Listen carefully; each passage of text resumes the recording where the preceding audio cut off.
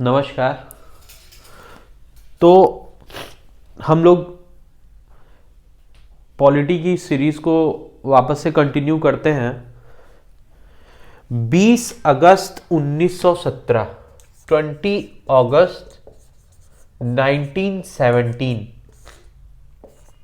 को British government first time ये कहती है लंदन से कि हमारी जो रिस्पॉन्सिबिलिटी है या हमारी जो इच्छा है वो ये है कि हम इंडिया को एक रिस्पॉन्सिबल गवर्नमेंट दे। ठीक है, एक अच्छी और रिस्पॉन्सिबल गवर्नमेंट इंडिया को प्रोवाइड कराना ये हमारा वाइट मैन्स बर्डन जिसे कहा जाता है कि ये उनका रिस्पॉन्सिबिलिटी थी।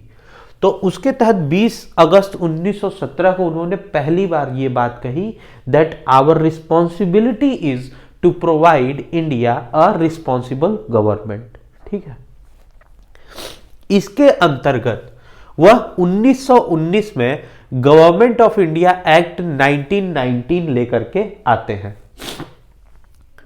अब 1919 का जो एक्ट है उसे हम लोग मॉन्टेगू-चेम्सफोर्ड रिफॉर्म के भी नाम से जानते हैं। मॉन्टेगू जो थे ये थे सेक्रेटरी ऑफ इंडिया और ये जो थे ये थे वाइसरॉय। सेक्रेटरी और वाइसरॉय के बारे में हम लोग पहले पढ़ चुके हैं, आप लोग पिछली वीडियोस को देख करके दोबारा से उसे एक बार रिवाइज कर लीजिएगा। तो गवर्नमेंट ऑफ इंडिया एक्ट 1919 के माध्यम से ब्रिटिशर्स यानी ब्रिटेन जो है वो इंडिया में एक रिस्पॉन्सिबल गवर्नमेंट इंट्रोड्यूस करने के लिए एक कदम उठाता है। ठीक है, अब आइए देखते हैं कि इन एक्ट्स के क्या क्या फीचर्स थे और क्या क्या प्रोविजंस थे इन एक्ट्स के अंदर। सबसे पहले तो यह था कि इसने separated the central and provincial subjects, मतलब किन विषयों पर केंद्र नियम बनाएगा और किन विषयों पे ये प्रोविंसेस नियम बनाएंगे, वो विषय को उन सब्जेक्ट्स को पहली बार सेपरेट किया गया, मतलब अलग अलग किया गया कि जो भी विषय हैं ऐसे जैसे लैंड्स हुआ, लॉ एंड ऑर्डर हुआ, ये सारी चीजें जो हैं ये स्टेट बनाएगा और ऐसे विषय जिनको की जो कि केंद्र द्वारा शासित हैं उन्हें सेंट्रल सब्जेक्ट्स के अंदर रखा गया। तो यानी कि विषयों का डिवीजन हुआ, सब्जेक्ट्स का डिवीजन हुआ। कुछ सब्जेक्ट्स ऐसे थे जिन पर की सेंट्रल गवर्नमेंट यानी सेंट्रल से लॉ बनेगी, नियम बनेंगे। कुछ सब्जेक्ट ऐसे थे जिन पर की प्रोविंशियल लॉ या नियम बनाएगी। ठीक है, तो first time it separated the central and provincial subjects. दूसरा इन्होंने क्या किया कि अब देखिएगा प्रोविंशियल सब्जेक्ट्स को इन्होंने फिर से दो भाग में बांट दिया। पहला क्या किया इन्होंने कि पहला इन्होंने किया कि इस पूरे के पूरे विषयों को दो भाग में बांटा, सेंट्रल एंड प्रोविंशियल। फिर इस प्रोविंशियल वालों को दो टुकड़ों में बांटा। Provincial subjects were divided into two. One was reserved, पहला रिजर्व था और दूसरा था ट्रांसफर्ड। ठीक, जो रिजर्व्ड वाले सब्जेक्ट्स थे, विषय थे, उन पर गवर्नर और उसकी एग्जीक्यूटिव काउंसिल नियम बनाएगी। ठीक है, और जो ट्रांसफर्ड वाले सब्जेक्ट्स थे उस पे गवर्नर और जो लेजिस्लेटिव असेंबली थी प्रोविंस की, उसके जो मिनिस्टर थे, यानी गवर्नर और मिनिस्टर मिल करके ट्रांसफर्ड सब्जेक्ट्स पर नियम बनाएंगे। जैसे मान लीजिए कि एजुकेशन, तो education was a transferred subject. ठीक है, लेकिन जहां बजट की बात है, जहां पर पैसे की बात है, वो रिजर्व्ड सब्जेक्ट थे। उन पे कौन नियम बनाएगा? उन पे नियम बनाएगा गवर्नर और उसकी एग्जीक्यूटिव काउंसिल। तो फिर से एक बार कंफर्म करिएगा, गवर्नमेंट ऑफ इंडिया एक्ट 1919 जो है उसने सबसे पहले क्या किया कि सब्जेक्ट्स का डिवीजन किया कि किन विषयों पर केंद्र नियम बनाएगा और किन सब्जेक्ट्स पर प्रोविंशियल गवर्नमेंट लॉ बनाएगी।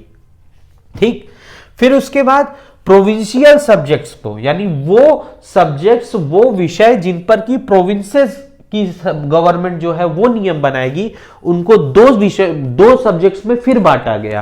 पहला था रिजर्व्ड और दूसरा था ट्रांसफर्ड। अब रिजर्व्ड वाले जो सब्जेक्ट्स थे उन पर गवर्नर और उसकी एग्जीक्यूटिव काउंसिल केवल नियम बनाएगी, जैसे बजट हुआ, इंपॉर्टेंट विषय। और ऐसे विषय जो कम इंपॉर्टेंट थे, जैसे मान लीजिए एजुकेशन हो गया, हेल्थ हो गया, सैनिटेशन हो गया, हाउसिंग हो गया, इन सारे विषयों पर जो प्रोविंसेस की जो ट्रांसफर्ड थे उन पर गवर्नर और उसके मिनिस्टर्स बनाते थे। और ये जो थे ये रिस्पॉन्सिबल थे किसके? लेजिस्लेटिव असेंबली की, मतलब इनकी जवाबदेही थी असेंबली को, ठीक है, विधानसभा को। लेकिन इनकी कोई रिस्पॉन्सिबिलिटी नहीं थी। यानी कि कहने का तात्पर्य यह है कि रिजर्व्ड सब्जेक्ट्स के लिए कोई आंसरेबिलिटी नहीं थी, और ट्रांसफर्ड सब्जेक्ट्स जिसमें गवर्नर और मिनिस्टर मिलकर के नियम बनाते थे प्रोविंसेस में, वो रिस्पॉन्सिबल टू लेजिस्लेटिव असेंबली। तो प्रोविंस के अंदर जो सब्जेक्ट्स का डिवीजन हुआ, that is between reserved and transferred provinces के अंदर, इसे कहा गया था डायरार्की। क्या कहा गया? डायरार्की। और ये बहुत समय तक अनसक्सेसफुल रही। ये तरीका जो था इनका, ये सक्सेसफुल उतना नहीं रहा कि प्रोविंसेस के सब्जेक्ट्स को इन्होंने जो दो टुकड़ों में बांट करके और ये जो प्रोसेस अपनाया था। अच्छा, तो ये तो इन्होंने प्रोविंसेस में किया, ठीक, कि सब्जेक्ट्स को बांट दिया। सेंट्रल जो लेजिस्लेटिव काउंसिल थी, या जिसे इंडियन लेजिस्लेटिव काउंसिल कहा जाता था, उसमें इन्होंने फर्स्ट टाइम बाई कैमरलिज्म को इंट्रोड्यूस किया। बाई कैमरलिज्म का मतलब होता है कि प्रोविजन ऑफ टू हाउस। जैसे अपने पार्लियामेंट में लोकसभा और राज्यसभा है, तो फर्स्ट टाइम इन्होंने क्या किया कि इंडियन लेजिस्लेटिव काउंसिल को दो हिस्सों में डिवाइड कर दिया। एक को नाम दिया अपर हाउस और दूसरे को नाम दिया लोअर हाउस, यानी जो दिल्ली वाला है। ये जो था ये स्टेट्स में था, प्रोविंसेस में, कि उन्होंने ये वाला डायरार्की अपनाई। और जो केंद्र में था इंडियन लेजिस्लेटिव काउंसिल, उसको इन्होंने तोड़ करके अपर हाउस और लोअर हाउस दो में डिवाइड कर दिया। अपर हाउस को कहा जाने लगा काउंसिल ऑफ स्टेट, और लोअर हाउस को कहा जाने लगा लेजिस्लेटिव असेंबली यानी विधानसभा, ठीक। फिर जैसा कि हमें पता था कि लेजिस्लेटिव काउंसिल के साथ साथ ही वाइसरॉय की अपनी एक एग्जीक्यूटिव काउंसिल भी होती थी। जैसे प्रोविंसेस में गवर्नर की उसकी एग्जीक्यूटिव काउंसिल होती थी, उसी तरीके से वाइसरॉय की सेंटर में अपनी एग्जीक्यूटिव काउंसिल होती थी। तो इस समय तक सेंट्रल वाइसरॉय की एग्जीक्यूटिव काउंसिल में 6 मेंबर हुआ करते थे। तो ये प्रोविजन डाला गया कि इन 6 में से एक तो वाइसरॉय प्लस एक कमांडर इन चीफ, और यानी इन दोनों को छोड़ करके बचे कितने लोग? 4 लोग। अब इन 4 लोगों में से 3 को इंडियन होना है। मतलब वाइसरॉय, कमांडर इन चीफ, ये दोनों को छोड़ करके 4 लोग बचे, क्योंकि टोटल 6 हैं। अब उन 4 लोगों में से 3 लोग जो थे वो क्या होने थे? इंडियंस को रखना था उसमें। नेक्स्ट प्रोविजन इसमें क्या आया कि it extended the separate electorate. Separate electorate का मतलब कि हम देखे थे कि 1909 में मॉर्ली मिंटो रिफॉर्म्स जो था, उसने फर्स्ट टाइम सेपरेट इलेक्टोरेट का प्रोविजन लेकर के आया। यानी कि मुसलमान जो है वो केवल मुसलमान को वोट देगा और हिंदू जो है वो हिंदुओं को वोट देगा। इसके खिलाफ भारी विरोध भी हुआ। तो ऐसी आशा की जा रही थी कि 1919 का जो एक्ट आएगा उसमें सेपरेट इलेक्टोरेट का प्रोविजन हटा दिया जाएगा। लेकिन ब्रिटिशर्स ने बड़ी चालाकी के साथ सेपरेट इलेक्टोरेट को और बढ़ा दिया। जो पहले केवल मुस्लिमों को दी गई थी वो अब सिख को भी दे दी गई, क्रिश्चियंस को भी दे दी गई, यूरोपियंस को भी दे दी गई और एंग्लो इंडियंस को भी दे दी गई। कहने का तात्पर्य यह है कि सिख जो है वो अब सिख को वोट देगा, क्रिश्चियन जो है वो क्रिश्चियन को वोट देगा। तो सेपरेट इलेक्टोरेट को हटाने की जगह जो 1919 का एक्ट था, इसने उसको और बढ़ा दिया। 1909 का जो एक्ट था उसने केवल मुस्लिमों को दिया था सेपरेट इलेक्टोरेट, लेकिन जो 1919 का मॉन्टेगू चेम्सफोर्ड रिफॉर्म था, इसने क्या किया कि इसने सिख को भी दे दिया, क्रिश्चियन को भी दे दिया, यूरोपियन को भी दे दिया, मतलब इसने और एक्सटेंड कर दिया, ठीक। नेक्स्ट प्रोविजन क्या था कि establishment of public service commission. यानी जितना संघर्ष हम लोग जो आजकल कर रहे हैं जिस चीज के लिए, यूपीएससी के लिए, तो उस यूपीएससी का जो हम लोग देखते हैं यूपीएससी भवन, तो वो उसका इस्टेब्लिशमेंट यानी सेंट्रल पब्लिक सर्विस कमीशन का इस्टेब्लिशमेंट भी इसी एक्ट के द्वारा किया गया 1926 में।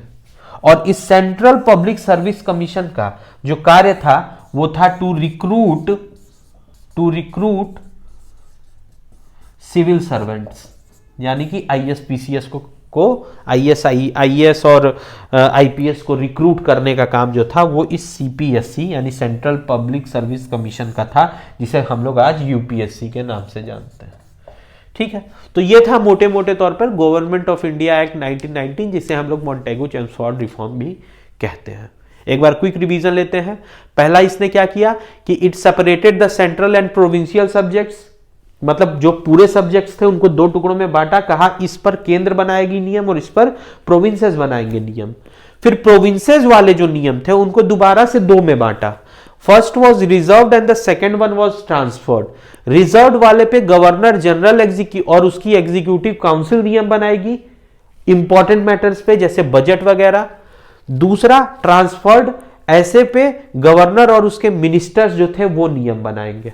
ये वाला जो ट्रांसफर्ड वाले जो सब्जेक्ट्स थे इसके लिए रिस्पॉन्सिबिलिटी, ये जो गवर्नर और मिनिस्टर्स थे they were responsible to the legislative assembly, लेकिन इसके लिए रिजर्व्ड वाले के लिए कोई रिस्पॉन्सिबिलिटी नहीं थी क्योंकि इसमें मिनिस्टर थे ही नहीं।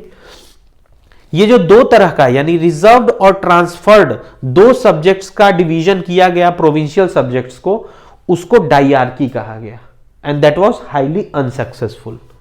फर्स्ट टाइम बाइकैमरलिज्म हुआ। इंडियन लेजिस्लेटिव काउंसिल को अपर हाउस और लोअर हाउस में डिवाइड कर दिया गया। अपर हाउस को council of state, lower house को लेजिस्लेटिव असेंबली। और फर्स्ट टाइम ये भी पॉइंट याद रखना है कि डायरेक्ट इलेक्शन की भी बात इसमें की गई थी, यानी government of India act 1919 provided for the first time direct election. Question आ सकता है डायरेक्ट कि डायरेक्ट इलेक्शन किस में आया, तो 1919 में। बाइकैमरलिज्म किस में आया, तो 1919 में। वॉइसरॉय एग्जीक्यूटिव काउंसिल के 6 मेंबर थे, उनमें से 3 को इंडियन होना था। ठीक। पांचवा, इसने सेपरेट इलेक्टोरेट को और बढ़ा दिया, जैसे कि सिख में, क्रिश्चियन में, यूरोपियन में और एंग्लो इंडियन में, जो कि पहले 1909 में केवल मुसलमानों के पास था। छठा, establish central public service commission इन 1926, यानी कि सेंट्रल पब्लिक सर्विस कमीशन का गठन किया गया 1926 में, जिसका काम था कि सिविल सर्वेंट्स की रिक्रूटमेंट को करना। ठीक, धन्यवाद।